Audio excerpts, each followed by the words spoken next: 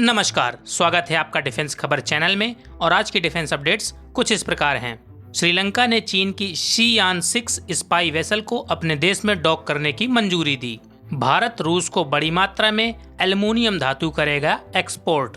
Bharat Canada विवाद में दुनिया के कई देशों की प्रतिक्रिया सामने आई। एमका लड़ाकू विमान के स्टेल्थीनेस जांच किए जाने पर एक नई अपडेट आई सामने। तथा ताइवान की semiconductor manufacturing company Foxconn Bharat में बढ़ाएगी अपना उत्पादन। आइए अब इन डिफेंस अपडेट्स को समझते हैं विस्तार से। तो हाल ही में आई खबरों के अनुसार ये पता चला है कि श्रीलंका ने चीन की मांग पर अपने देश में चीन की समुद्री रिसर्च वेसल या यूं कहें कि चीनी जासूसी जहाज को 2 महीने तक डॉक करने की मंजूरी दे दी है। और ये तो हम सबको पता है कि ये चीनी जासूसी जहाज भारत की जासूसी करने ही आया है, क्योंकि हाल ही में सूत्रों से ये पता चला है कि भारत कुछ दिनों में अपने डॉक्टर APJ अब्दुल कलाम द्वीप से एक नई मिसाइल का टेस्ट करने जा रहा है।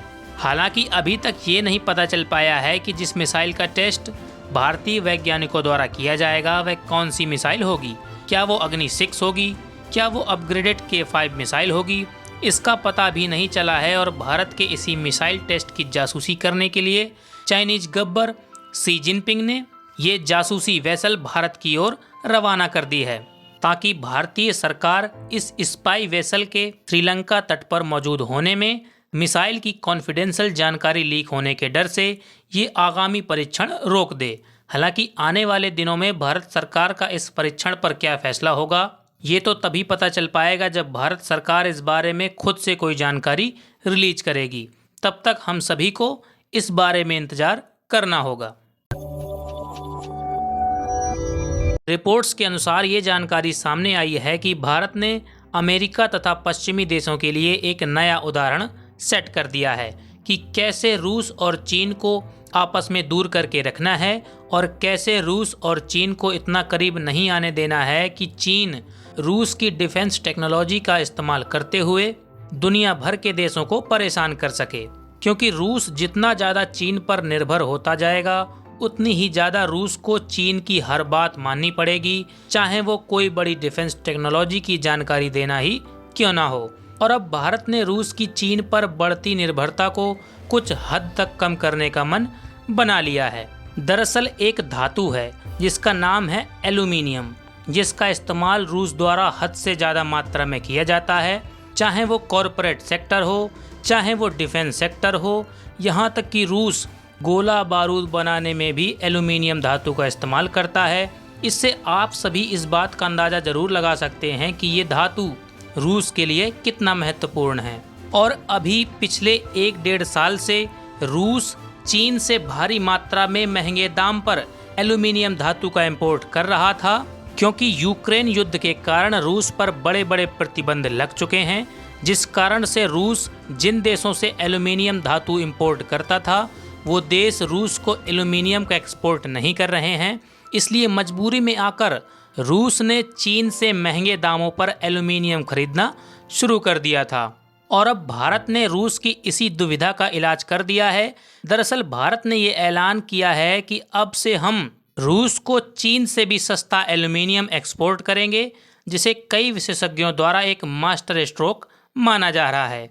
हालांकि भारत के इस फैसले पर आपका क्या मानना है, कमेंट करके ज़रूर बताइएगा। जैसा कि आप सभी को ये तो पता ही होगा कि कैसे G20 सम्मेलन में कनाडा के प्रधानमंत्री जस्टिन ट्रूडो की इंटरनेशनल बेइज्जती हो गई है। पहले बहुत नरमी के साथ उनका भारत में स्वागत, फिर जस्टिन ट्रूडो की प्रधानमंत्री मोदी से बायलैटरल मीटिंग का बार बार अनुरोध किए जाने पर भी इनकार। उसके बाद भारतीय प्रधानमंत्री श्री नरेंद्र मोदी द्वारा जस्टिन ट्रूडो को 2 टूक शब्दों में कनाडा में चल रहे खालिस्तानी गतिविधियों पर लगाम न लगाने पर लताड़ लगाना। और इतनी सब बेइज्जती होने के बाद जब कनाडा के प्रधानमंत्री अपने देश वापस पहुंचे, तब उन्होंने अपने देश की संसद में खड़े होकर भारत सरकार के कनाडा में मौजूद सीनियर डिप्लोमेट पर यह आरोप लगा दिया कि भारतीय एजेंट्स द्वारा कनाडा के भीतर कनाडा के नागरिक हरदीप सिंह निज्जर को जान से मारा गया है। और इसमें भारत के सीनियर डिप्लोमेट का भी हाथ मौजूद है। आगे ट्रूडो ने यह भी कहा कि हम इसलिए भारत के डिप्लोमेट को ये आदेश देते हैं कि वो जल्द से जल्द कनाडा को छोड़कर भारत वापस लौट जाएं। और ये होने की देरी ही थी कि भारतीय विदेश मंत्रालय भी हरकत में आ गया और नई दिल्ली में स्थित भारतीय विदेश मंत्रालय द्वारा कनाडा के सीनियर डिप्लोमेट को तलब करके मात्र 4 मिनट के भीतर ही ये आदेश दे दिया गया कि आप 5 दिन के भीतर भारत को छोड़कर वापस अपने देश कनाडा लौट जाएं। हमें आपकी कोई ज़रूरत नहीं है। और इस सारे मामले में दुनिया के कई देशों का रिएक्शन सामने आया है, जिसमें ऑस्ट्रेलिया के पीएम एल्बनीसी से एक पत्रकार ने जब ये पूछा कि भारत ने कनाडा में घुसकर कनाडा के एक नागरिक को मारा है जो कि भारत में आतंकवादी घोषित था, तो इस पर आप क्या कहेंगे? जिसके जवाब में एल्बनीसी ने पत्रकार को सिर्फ यही कहा कि you need to chill out, मतलब कि इस बारे में ज़्यादा टेंशन ना लो और चिल करो। वहीं जब यूके के प्रधानमंत्री ऋषि सुनक से इस बारे में उनकी राय पूछी गई, तब उन्होंने जवाब में तो कनाडा को दरकिनार करके साफ साफ ये कह दिया कि हमें यानी यूके गवर्नमेंट को इस बारे में कुछ नहीं पता। हमें सिर्फ इतना पता है कि भारत के साथ जो हमारी फ्री ट्रेड एग्रीमेंट पर बातचीत हो रही है वो सकारात्मक रूप से जारी रहेगी। वहीं अमेरिका के विदेश मंत्री ने ट्वीट कर कहा कि इस मामले पर हम नज़र बनाए हुए हैं और हम ये उम्मीद करते हैं कि दोनों ही देश इस मामले को शांतिपूर्वक ढंग से सुलझा लेंगे। और जब कनाडा के प्रधानमंत्री को ये एहसास हो गया कि भारत के खिलाफ इस मामले में कोई और देश कनाडा का साथ नहीं देंगे, तब जाके कैनेडियन पीएम ट्रूडो के तेवर नरम पड़ गए और आज सुबह ही उनका ये बयान आया कि जी हमारा उद्देश्य भारत को उकसाना नहीं था, ये तो हमने तो ऐसे ही ये जो कार्रवाई कर दी थी। हालांकि आप सभी का इस बारे में क्या मानना है, कमेंट करके अपने विचार जरूर बताइएगा। सूत्रों के हवाले से ये खबर सामने आई है कि HAL यानी हिंदुस्तान एरोनॉटिक्स लिमिटेड ने AMCA लड़ाकू विमान की सारी तकनीक डेवलप कर ली हैं, साथ ही सभी तरह के कंपोनेंट मैन्युफैक्चर कर लिए हैं। बस अब एमका की स्टेल्थ कैपेबिलिटी चेक करना रह गया है, जिसमें HAL द्वारा चुनिंदा प्राइवेट कंपनीज को ये निमंत्रण दिया गया है कि आप हमारी मदद से AMCA लड़ाकू विमान की एक ऐसी यूनिट बनाइए जिसकी मदद से AMCA की स्टेल्थ कैपेबिलिटी जांची जा सके।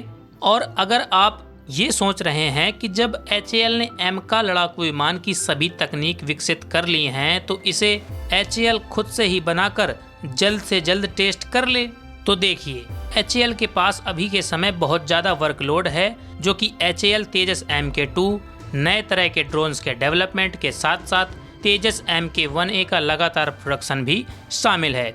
हालांकि AMCA के डेवलपमेंट को जल्द से जल्द पूरा करने के उद्देश्य से प्राइवेट कंपनियों का सहारा लिया जा रहा है और इस तरह की डेवलपमेंट्स को देखकर ये साफ अंदाज़ा लगाया जा सकता है कि वो दिन दूर नहीं जब भारत के पास भी 5वीं पीढ़ी का स्टेल्थ लड़ाकू विमान होगा, जो कि शान से भारतीय सीमा की सुरक्षा में पहरा दे रहा होगा।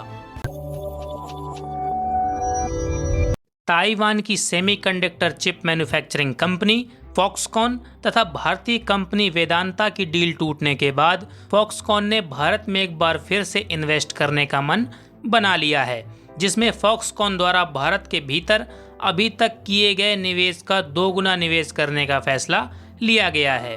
साथ ही बिजनेस टुडे के आर्टिकल के मुताबिक फॉक्सकॉन आईफोन में लगने वाली चिप मैन्युफैक्चरिंग यूनिट को बड़ा करके हजारों भारतीयों को नौकरी देंगे ताकि भारी मात्रा में आईफोन्स के लिए चिप्स बनाई जा सकें। हालांकि आपका इन सभी मामलों में क्या मानना है या इन सभी मुद्दों पर कोई सुझाव या सवाल हो तो प्लीज़ कमेंट करके अपने विचार हमारे सामने अवश्य रखें। हमारे द्वारा आपकी हर कमेंट का रिस्पॉन्स जल्द से जल्द किया जाएगा। साथ ही अगर वीडियो आपको पसंद आया हो तो लाइक ज़रूर करें और इस तरह की खबरें रोज़ाना पाने के लिए हमारे चैनल को सब्सक्राइब करें। आज के लिए इतना ही। जय हिंद।